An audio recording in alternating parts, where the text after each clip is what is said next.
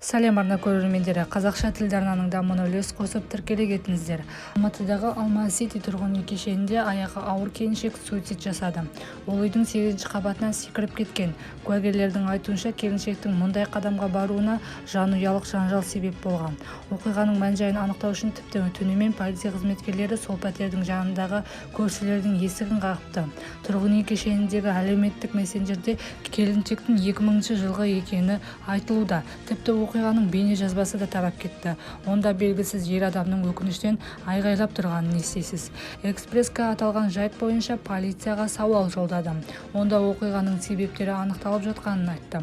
Наурызбай аудандық полиция басқармасы мен қылмыстық кодекстің 105-ші бабы бойынша сотқа дейінгі тергеудің бірыңғай тізіліміне тіркелгенін хабарлаймыз. Сот медициналық сараптама тағайындалды. Оқиғаның себебі мен басқа да мән-жайлары анықталуда, деді қалалық полиция басқармасы.